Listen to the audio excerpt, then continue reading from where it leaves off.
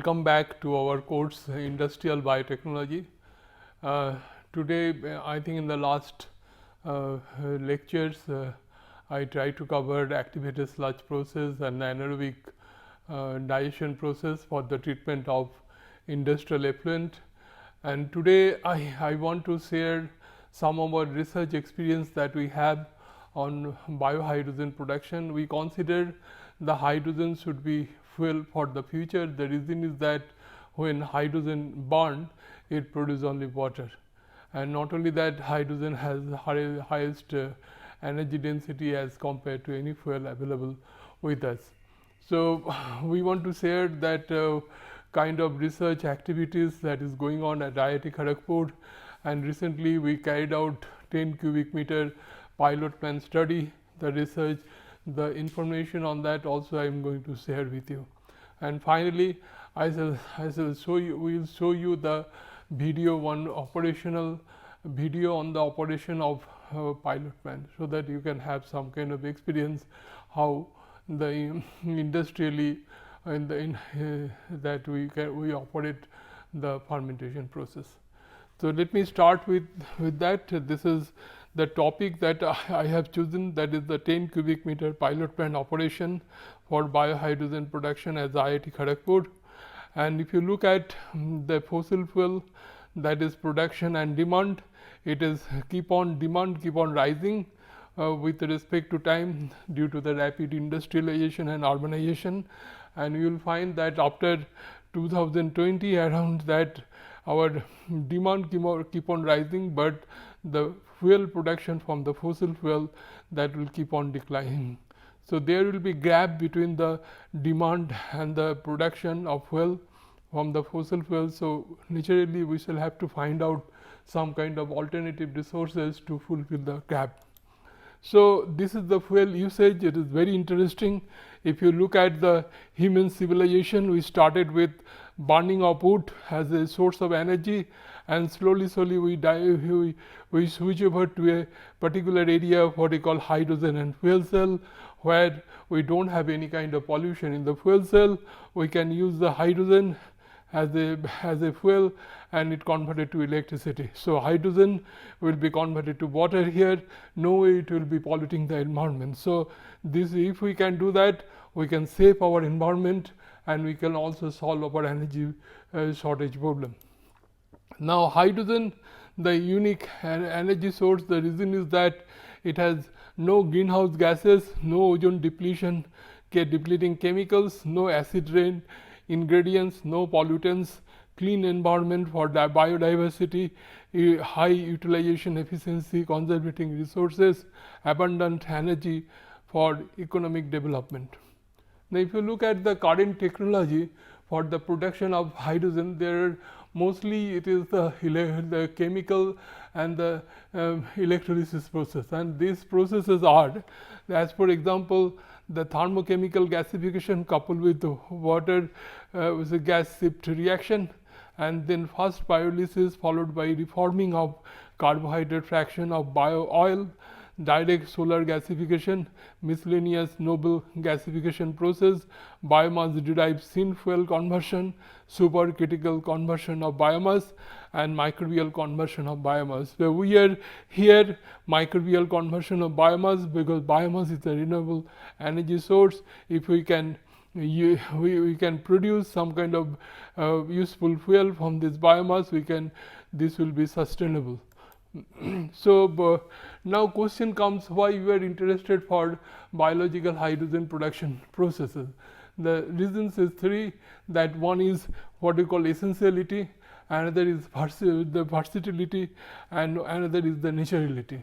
Now if you look at essentiality, that means that constant that we have with the conventional techniques. What is the constant we have?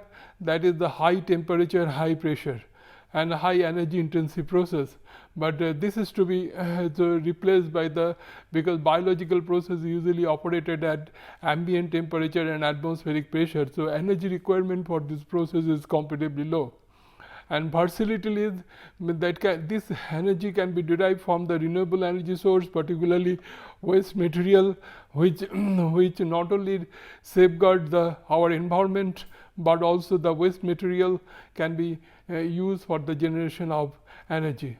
Naturality is the near zero pollution and cost effective process due to the simple technique.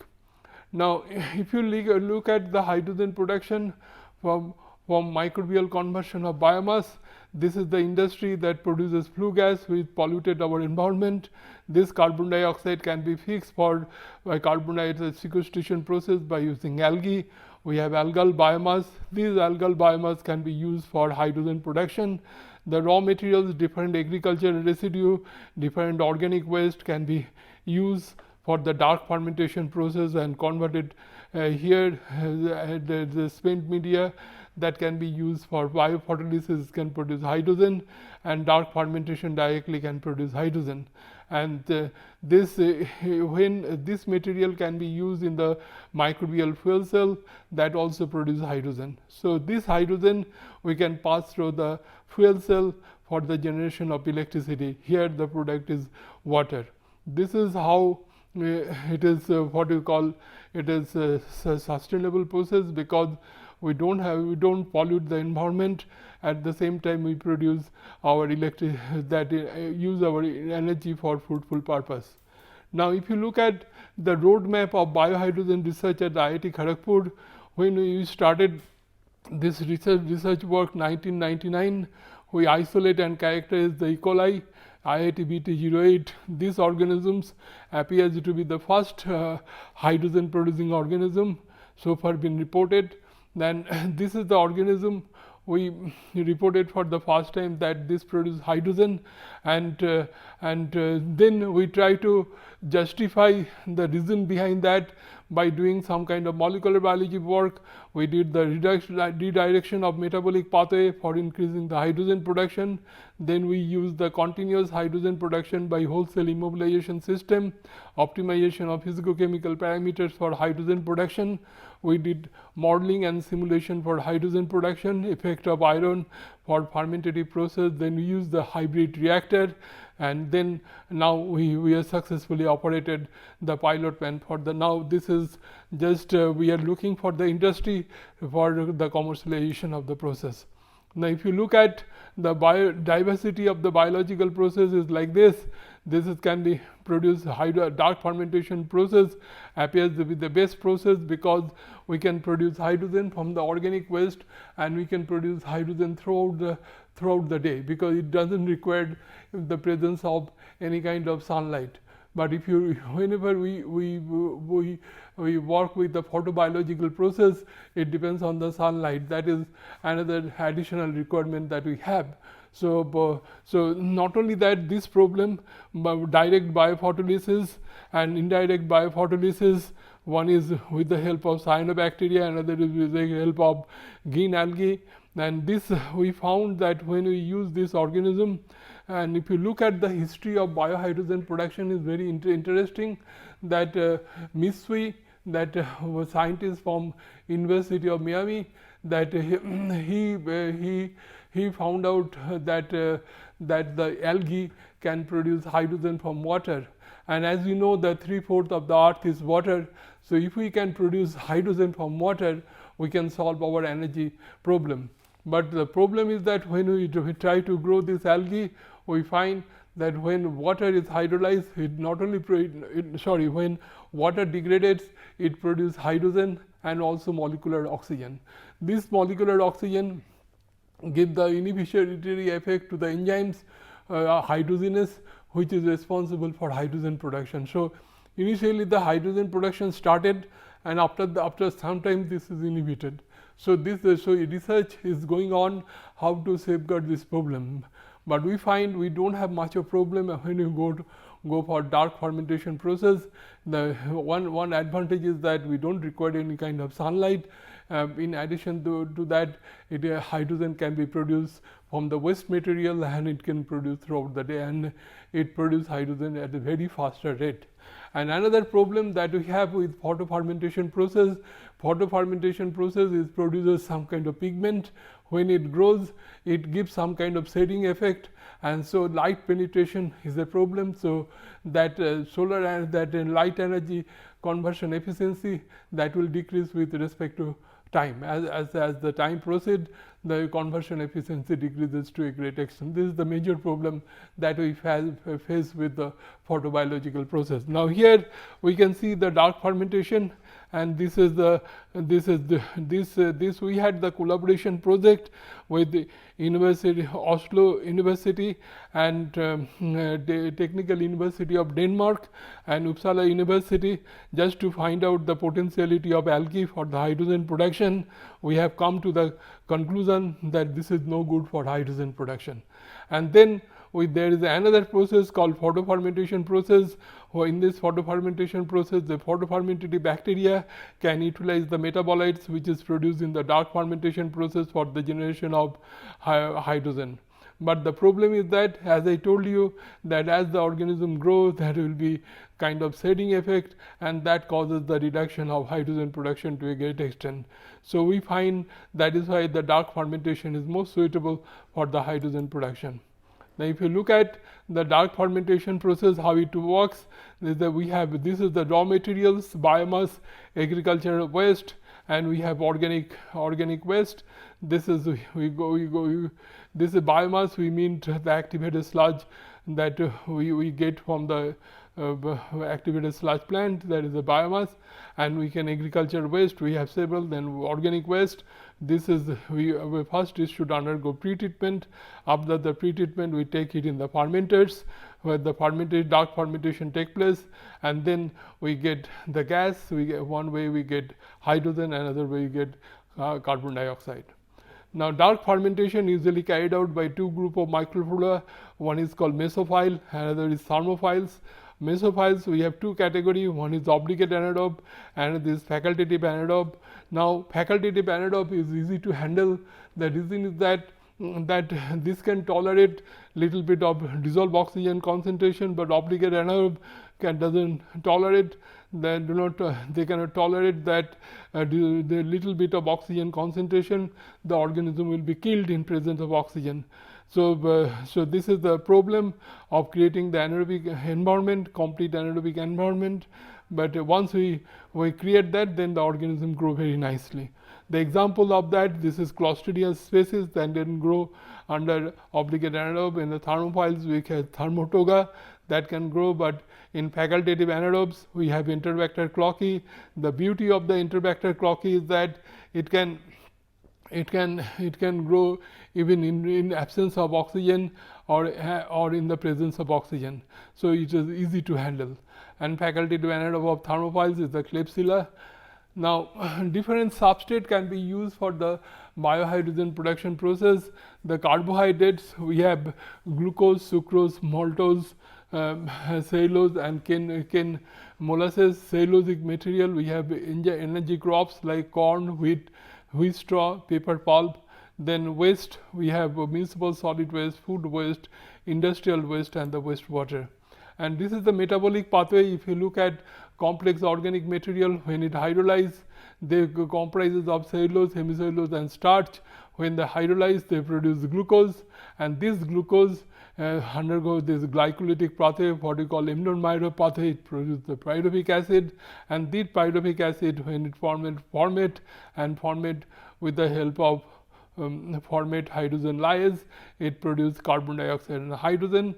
And here hydrogenous, it produces that NADH. You can see that how it contributes for the hydrogen production. And also we have another products. We have ethanol, we have acetate, we have lactate. But only the problem is that if you look at the ethanol production, is little bit undesirable because it consumes the NADH, and also lactate also consume that NADH. So if we can block this pathway, this NADH can be used for the hydrogen production. That is how we have carried out some experiment, how we can redirect the metabolic pathway to increase the hydrogen production. And this is the different bacteria isolated in our lab. One is initially, this is the Enterobacter cloacae, where this is identified by INTEP Chandigarh, And then later on, this bacteria is identified as Klebsiella pneumonia because it has 99.8% similarity. Here they have 98% similarity as far as the 16S RNA concerned. Then we have Citrobacter friendly, we isolated from high oil containing soil. We have Clostridium species isolated from the anaerobic digester. Clostridium acidobutylicum also isolated from the anaerobic digester. Bacillus coagulant we isolated from sewage sludge. And this is the thing that we develop in our lab. We find that I explained the biomethanation process, and I told you the biomethanation process comprises of two steps. One is the acidogenesis, another is methanogenesis. Now, the acidogens, they convert the organic material to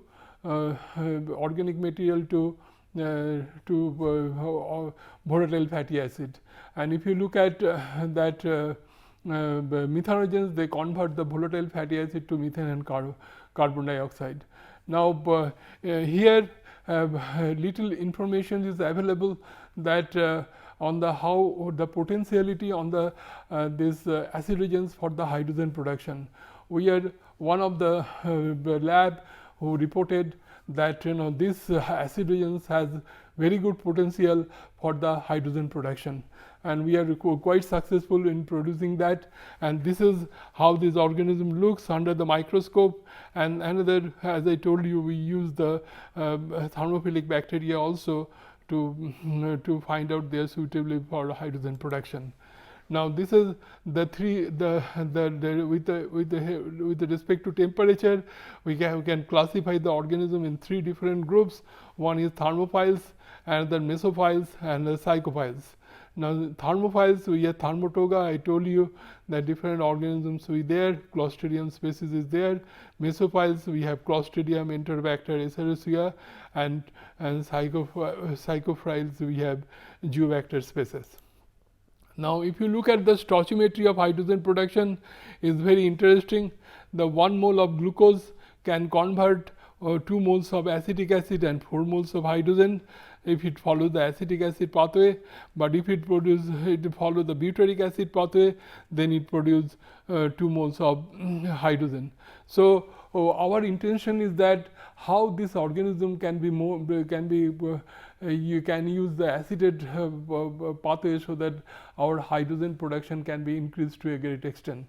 Now, another interesting feature is that we have already shown that through the glycolytic pathway we get our organism produce pyruvate, and this pyruvate we get the acetyl CoA and formate, and this formate in presence of formate hydrogen lyase, it produces carbon dioxide and hydrogen. This is also present in our organism, and this helps for the hydrogen production. Now I am going to share some of our research finding. Here I want to point out that Ministry of New and Energy, Renewable Energy Sources, they made a hydrogen roadmap, a national hydrogen roadmap, and there they identified 3 different areas. One is hydrogen production, another is hydrogen storage, another is hydrogen utilization. So they have given because hydrogen can be produced through the chemical process, thermochemical process, it can be produced through the electrolysis process, it can be produced through the biological process. So this MNRE, they have given the responsibility to IIT Kharagpur to lead the research of biohydrogen in India, and we took 5 groups with us. One is IICT Hyderabad, another is JNTU Hyderabad, then Allahabad University, Banaras Hindu University, and TERI New Delhi. So we work together, we try to find out the potentiality of different organic waste suitable for hydrogen production. Finally, we came out with the 2 pilot plant, 10 cubic meter pilot plant. One we established at IIT Kharagpur, another established IICT Hyderabad. So I want to share, because our major finding, one of the major finding is that it is very interesting that when we use any kind of waste material for the microbial degradation process, as you know that waste material is a waste for a particular industry, and it undergoes several treatment processes. So what happens actually, that during the treatment process the quality of the material is lost.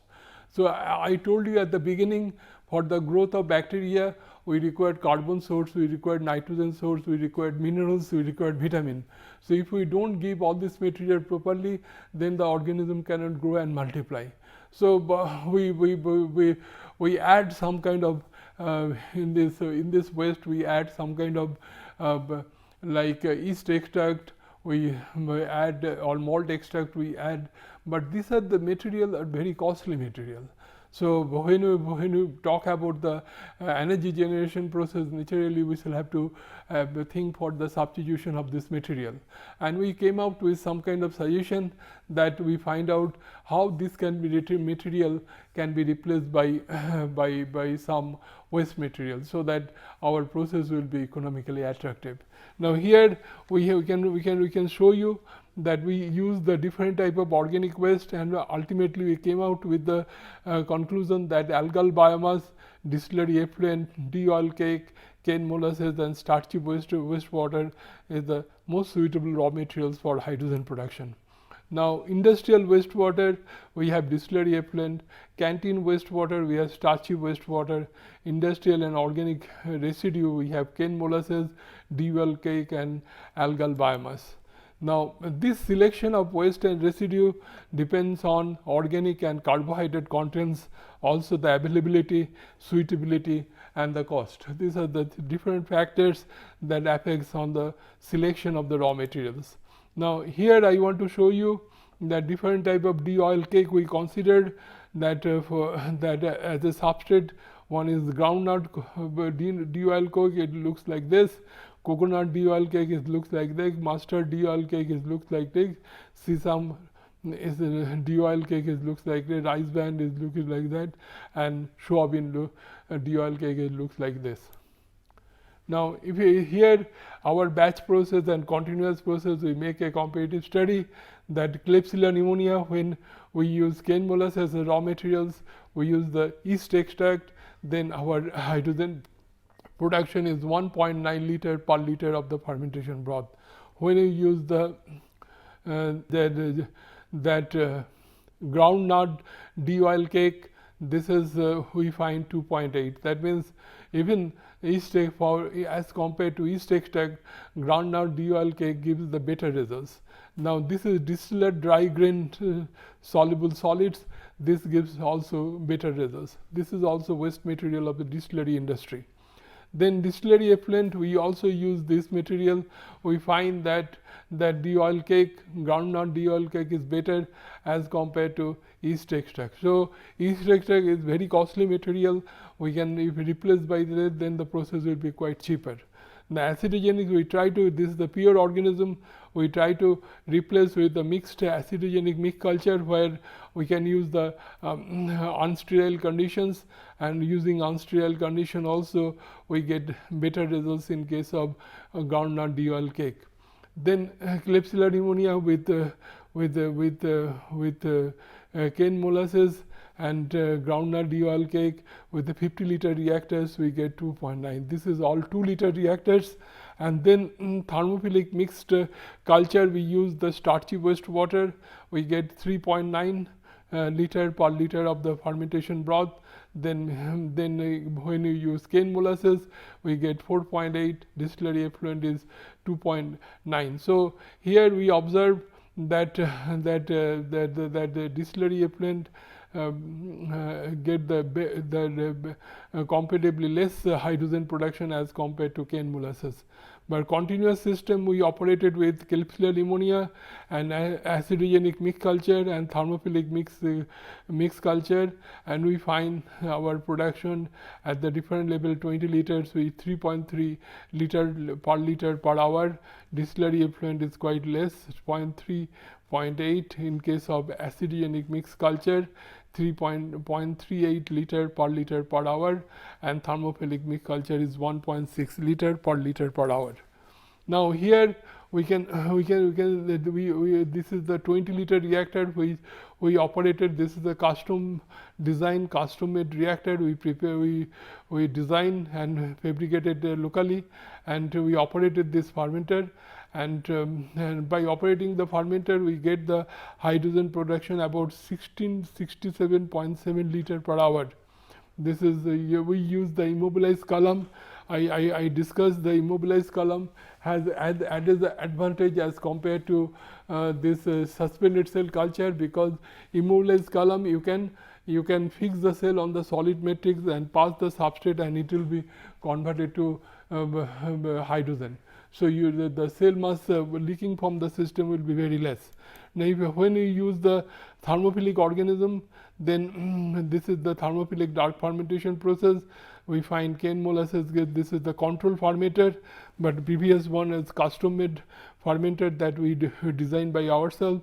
This is supplied by the New Brunswick, and we get 4.8 liter per liter of the fermentation broth in case of cane molasses, and distillery effluent, and 2.9 liter per liter fermentation broth, and COD removal is 60 to 70%.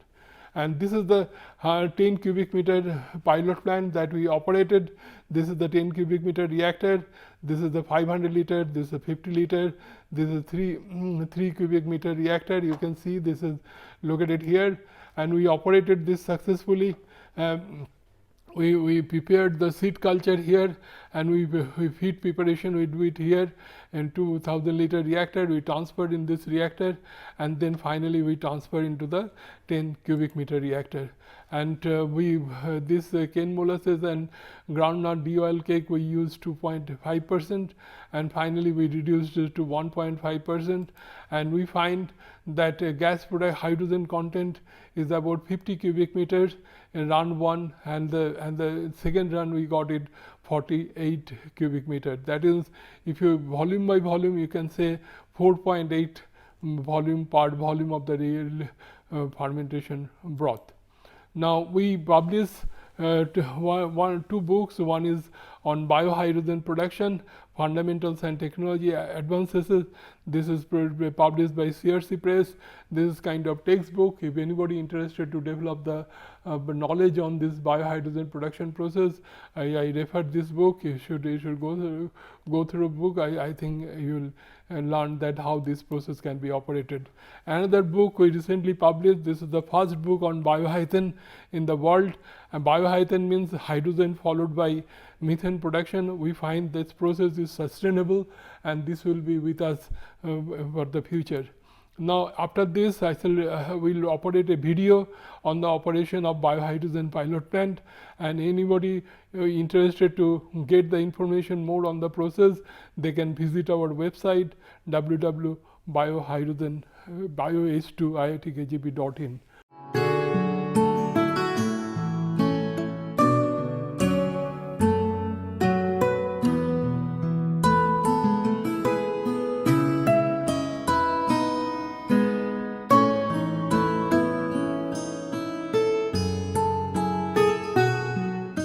This video takes us on a virtual tour demonstrating the operation and the functioning of biohydrogen pilot plant at IIT Kharagpur. The Bioprocess Engineering Lab has been working for the last 10 years on the development of various green technologies to produce hydrogen from organic wastes. Among them, dark fermentation appeared to be the most promising technology. The plant is equipped with various feed tanks, each of a capacity of 3 meter cube. It is also equipped with a seed tank of capacity 500 liter, a bioreactor with a working capacity of 10 meter cube, a gas collector with a collection capacity of 2 meter cube,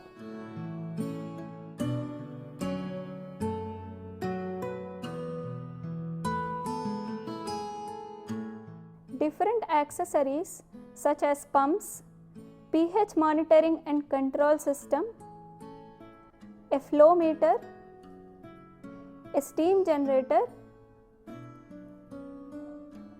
a hot water bath, an air compressor and a chiller.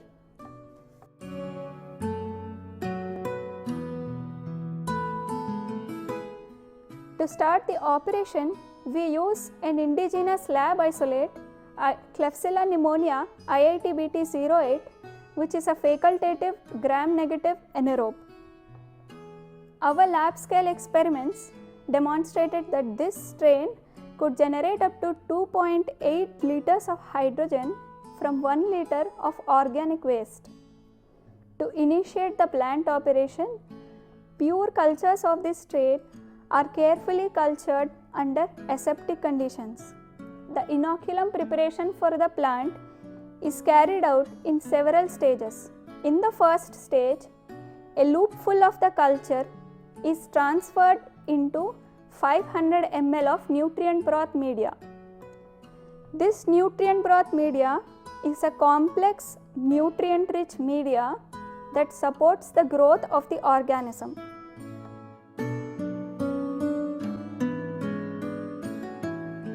This organism takes up to 10 hours to attain the midlock phase, which is ideal for the hydrogen production. In order to facilitate the growth of this organism, this media is kept in an incubator shaker up to 10 hours.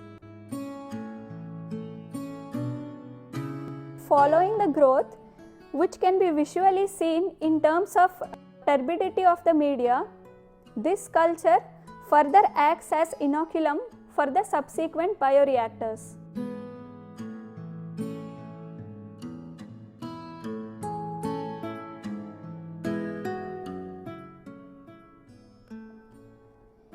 In the stage 2, this organism is further added as inoculum to a 50-liter reactor. The 50-liter reactor is equipped with a hot water bath to maintain the temperature and a gas collector. Through the inoculation port of the 50-liter reactor, media is carefully added into the reactor. Following this, inoculation is done into the reactor where a concentration of 10% volume by volume is maintained.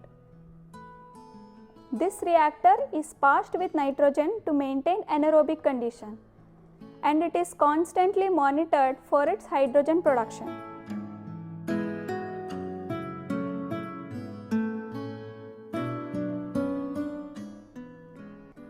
The plant is also equipped with a PID controller, which enables manual control of individual processes of the plant.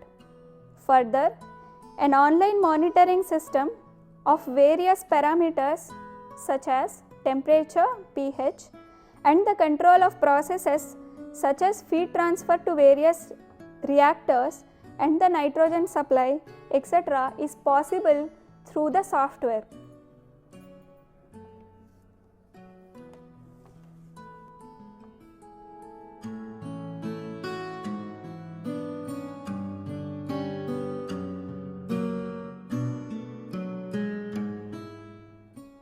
For the media preparation, cane molasses is used as the primary substrate. Cane molasses is a byproduct of the sugar processing industry. It is a viscous liquid consisting of approximately 40 to 50% of sucrose. So, to initiate the operation, cane molasses at a concentration of 1% volume by volume is added to the feed preparation tank under constant mixing.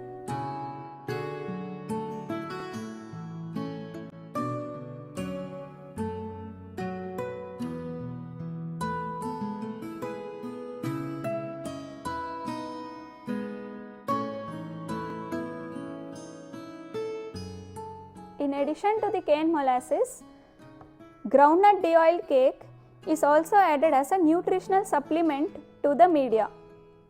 Groundnut de-oiled cake is a byproduct of the agro-processing industry.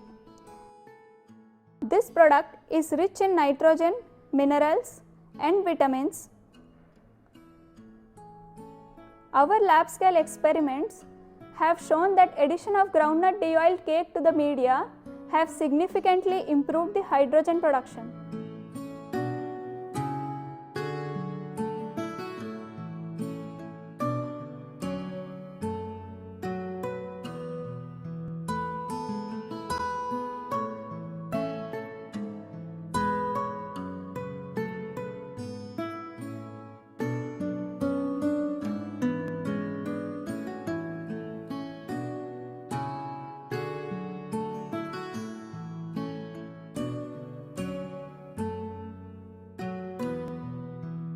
Upon thorough mixing, it was essential to adjust the pH of the media.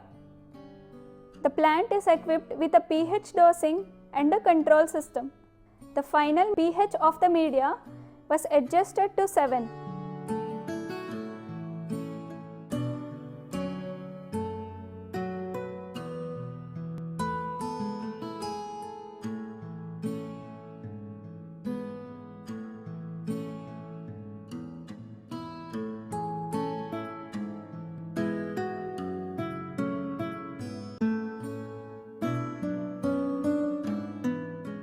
The feed in the feed preparation tank is transferred to various reactors with the help of pumps.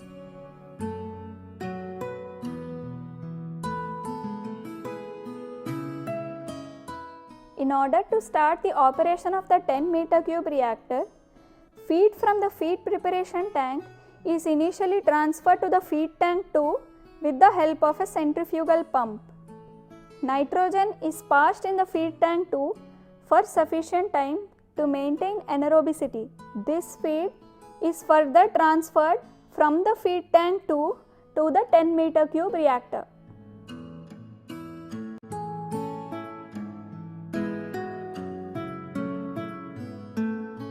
The culture grown in the 50 liter reactor serves as the inoculum for the 500 liter reactor. Once the maximum rate of hydrogen production is obtained in the 50 liter reactor, the culture in this reactor is carefully transferred into the 500 liter reactor with the help of a peristaltic pump.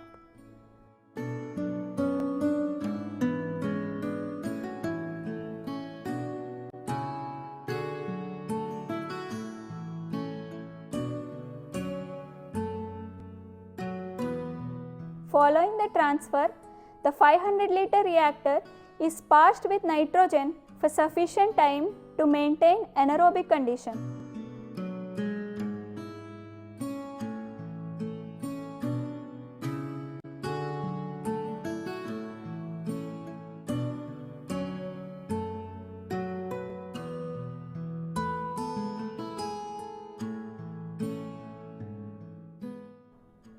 At regular intervals, constant recirculation of media is done using a circulation pump to maintain homogeneity in the 500 liter reactor.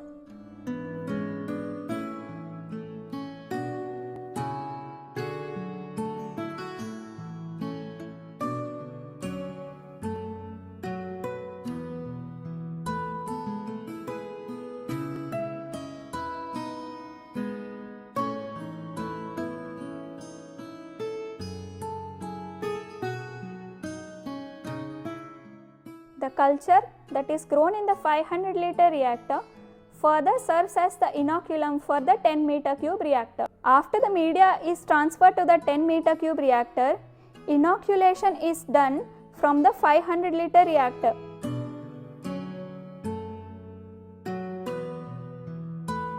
Constant sampling of the 10 meter cube reactor is done to monitor parameters such as pH, COD and the volatile fatty acids.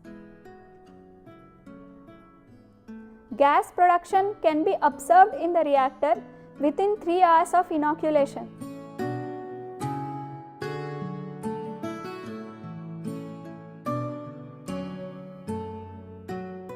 Constant bubbling can be observed inside the reactor once the gas production starts.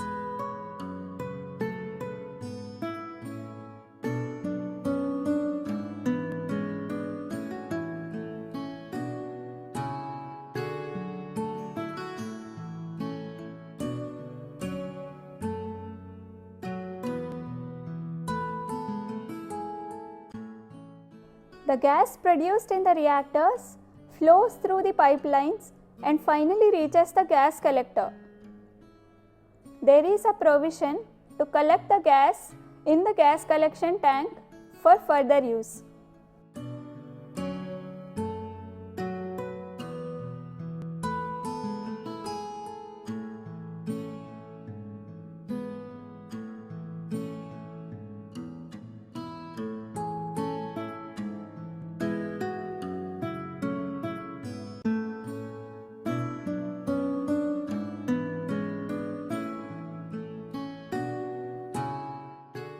flow meter installed along the pipeline constantly measures the production rate of the gas inside the reactor.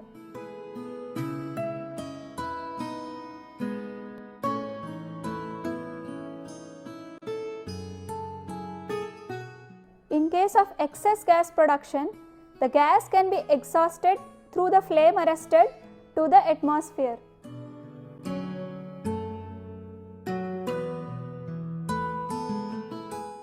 Gas chromatography is an instrument which is used to analyze the purity of gas.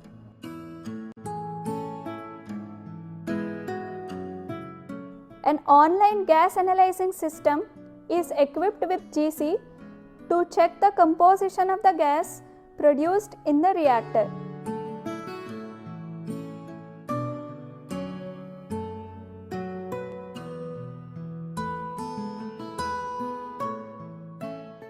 The gas chromatograph is equipped with a thermal conductivity detector and a flame ionization detector. The thermal conductivity detector in the gas chromatograph detects hydrogen as indicated in the chromatogram.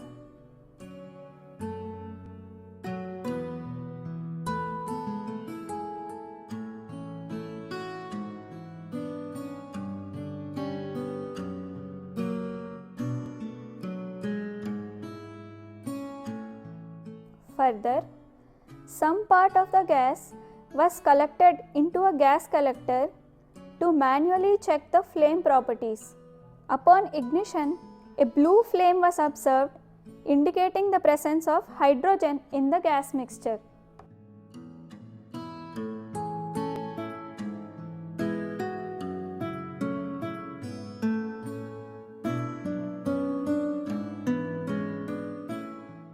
We hope that our endeavors can contribute for a cleaner energy generation and simultaneous bioremediation for the future generations.